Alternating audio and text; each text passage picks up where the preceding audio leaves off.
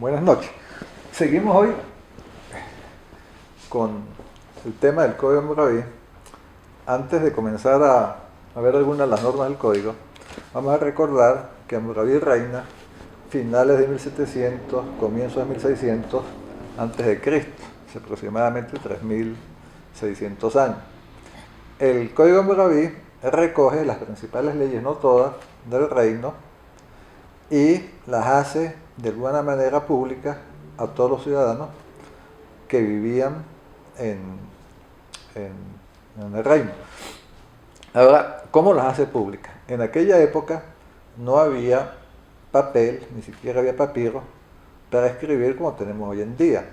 En aquella época se apelaba a la escritura cuneiforme, o sea, con un cuño se hacían incisiones o se hacían jeroglíficos en tabletas de arcilla que si se caían al sol y si eran de más importancia se ponían al horno. Sin embargo, el Código Hammurabi, el texto principal, o sea, el ejemplar principal, fue hecho en una piedra de basalto de 2,20 metros de alto, más o menos así de ancho, que se consigue hoy en día, se conserva en el Museo del Louvre en París. Pueden buscar en internet, Museo del Louvre, imágenes, Código Hammurabi, pueden observar el ejemplar ese que tiene 3600 años. Pero ese ejemplar no fue el único, hubo otros más que están en algunas otras ciudades del reino. Entonces, el Código Hammurabi, época histórica, 3600, 1700, 1600 antes de Cristo. Lugar de vigencia del código, lo que en aquel momento se llamó Babilonia, que antes era Mesopotamia que decía Entre Ríos, y que hoy en día se conoce con el nombre de Irak y alguna parte aledaña.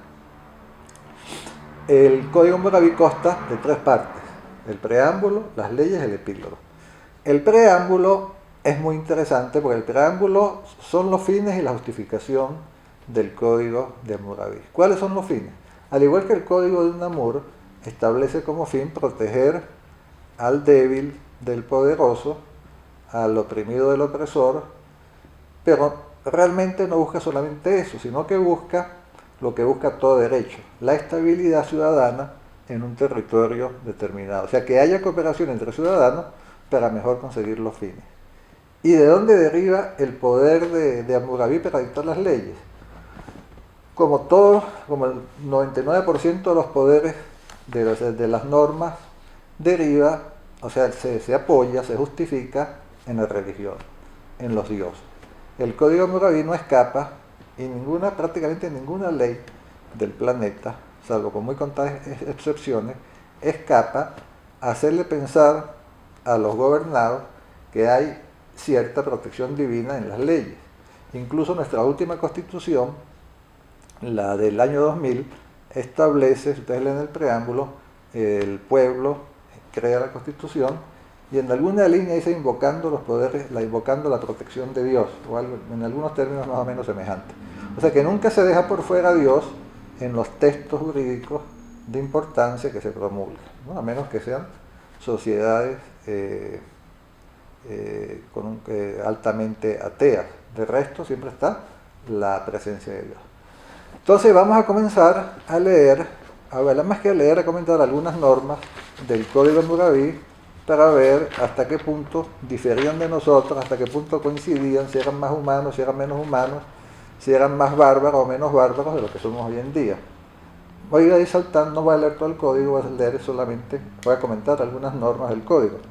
El artículo, ellos lo llamaban leyes, uno de los primeros, el artículo 5, establecía para el juez que tomaba una decisión, la redactaba en la tableta de arcilla y luego de mala fe cambiaba la decisión, o sea, estaba sujeto a corrupción judicial, se le castigaba con hasta 12 veces el valor de lo que había juzgado, o sea, de la cantidad reclamada en ese juicio. Después era expulsado públicamente del cargo y más nunca podía volver a ejercer ninguna función judicial. Bueno, ya ven ustedes cómo trataban a los jueces corruptos hace 3600 años. Artículo 6. Robo de los bienes del tesoro. Las personas que robaban bienes, fueran del erario público o fueran del palacio de Dios de la Iglesia, están sometidas a la pena de muerte. ¿Por qué? Porque esos eran digamos, los dos poderes fundamentales que existían en aquel momento, el poder religioso y el poder político. Entonces el poder político se apoyaba en el poder religioso. Ajá. El bandidaje. El bandidaje lo consiguen en la Ley 22 y Ley 23 del Código de Hammurabi. Bandidaje implica que una persona, valiéndose del despoblado, intercepta a otra persona, digamos un poco por asalto, un poco por sorpresa, y lo despoja de los bienes que lleva. Entonces, ¿qué pasaba? Si el bandido era preso, los bienes se le devolvían a la víctima y el bandido podía ser sometido a muerte. Si el bandido no era apresado, entonces la víctima del bandidaje tenía derecho a ir al jeque que tenía competencia en el lugar donde la víctima había sido despojada de sus bienes, y le juraba al jeque: me robaron esto, el caballo, la camisa, el pantalón, los zapatos y tal cosa, y el jeque está en la obligación de pagarle a la víctima todo lo que éste había jurado que le había robado. Entonces, esta es una norma verdaderamente excepcional, y eso se debía, digamos, a la circunstancia de que esos estados vivían de los impuestos. El impuesto fue el gran invento de la humanidad para mantener el aparato del Estado, y a través de los impuestos permitía este tipo, o sea, si yo le daba algo al Estado, también tenía que recibir algo del Estado, y una de las cosas que recibía el Estado era la protección mientras transitaba por despoblado. Ley 25. La Ley 25 establece el caso, el delito, para la persona que, aprovechándose de un incendio y va a ayudar a apagar el incendio de una casa, entonces toma bienes indebidamente para sí de esa casa. Entonces, en ese caso, esa persona estaba sometida a la muerte también. El aprovecharse una calamidad, hoy en día, también se considera como una circunstancia agravante del delito. Se considera como un hecho, digamos, que sobrepasa los límites de la mala fe de la persona, y es castigado con más severidad. Tanto así que nuestro Código Penal, el artículo 77, establece que el incendio es circunstancia agravante de todo delito. Y en el caso del hurto, cuando se comete aprovechándose de una calamidad, desastre, etc., también agrava la pena. Eso está en el 453 de nuestro Código Penal. La Ley 48 del Código Hammurabi es sumamente interesante y tiene que ver con lo que se conoce con el nombre de causa extraña no imputable. Que causa extraña no imputable son todas aquellas circunstancias que impiden que un deudor pueda cumplir con su obligación y por lo tanto no tiene responsabilidad. Por ejemplo, yo me comprometo a llevar 10 vacas del punto A al punto B, pero hay un terremoto y se caen todos los puentes. Entonces la caída de los puentes se considera como un hecho ajeno al deudor, ajeno a mí, que me impide el cumplimiento de la obligación. Entonces, en la Ley 48 establecía que si alguien un agricultor tenía una deuda que producía intereses, y durante el año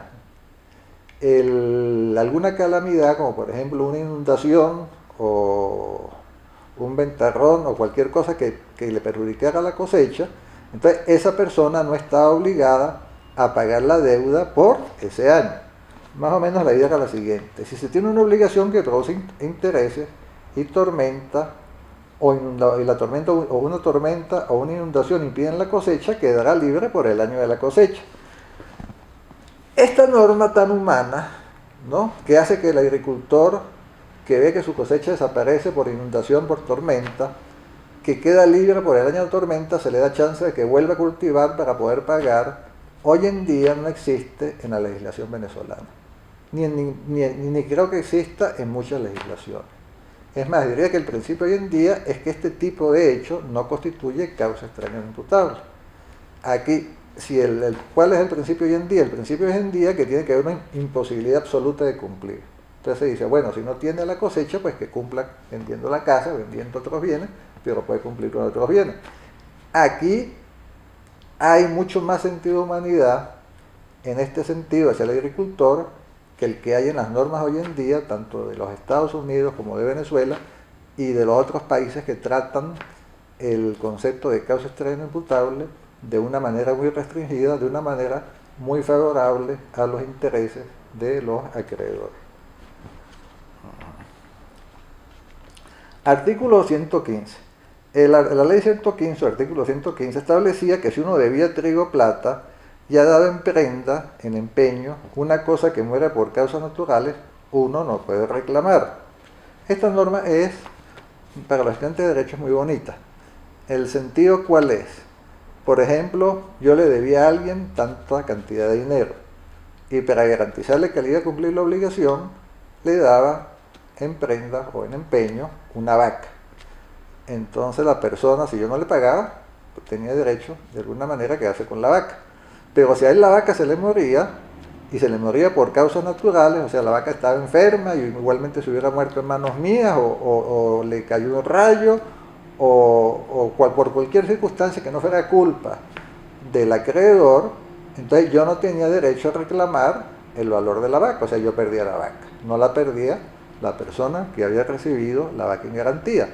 Esta misma norma se mantiene igual hoy en día, más o menos igual, el principio se mantiene igual en el artículo 1344, perdón, de nuestro Código Civil. La ley 250 establece el caso del buey que está en un campo, que es bravo, sale corriendo y hiere a alguna persona. Aquí es muy diferente el caso de nosotros. ¿Qué pasaba en aquella época cuando un buey causaba un daño a una persona que no era su dueño? Que el dueño del animal, o el que tenía el animal, que estaba trabajando con el animal, no tenía absolutamente ninguna responsabilidad. Se presumía que era una cosa natural que podía causar que el animal causara un daño. Para los romanos la cosa cambia. En la legislación romana, el dueño del animal tenía que reparar el daño, pero había que probar la culpa del dueño del animal o de la persona que tenía el animal. Y hoy en día, en nuestro Código Civil, ya no me acuerdo del artículo, debe ser 1191, por ahí, 1190, nuestro Código Civil establece que cada vez que un animal causa un daño, se presume la culpa del dueño del animal, y más que del dueño, de la persona que tiene el cuidado de ese animal. Y ya por hoy tenemos el artículo 55 que establece un tipo de hecho ilícito. Llegar al concepto de hecho ilícito como tal, del que causa un daño a otro, está obligado a repararlo, eso llevó miles de años. Miles de años, y ya hasta recientemente que se elaboró un concepto abstracto de hecho ilícito. Antes lo que llegan a casos particulares. Entonces, este es un caso particular, el que está en el artículo 55. Dice, si uno abre una zanja para regar y por descuido inunda el campo del vecino, entonces pagará el trigo que perdió el vecino. O sea, y no solamente aquí tenemos el concepto de hecho ilícito, sino que tenemos el concepto de culpa distinto al de dolo. ¿Qué es la culpa? Causar un daño porque no se pone la diligencia debida, pero no hay intención. En cambio, en el dolo se causa el daño habiendo la intención, o por lo menos si no hay la intención, hay conciencia plena de que se está causando un daño. Entonces ya hace 3600 años esa distinción tan difícil entre culpa y dolo ya existía. Bueno, esto es todo por hoy. Seguimos mañana en la tercera parte del Código Hammurabi. Muchas gracias.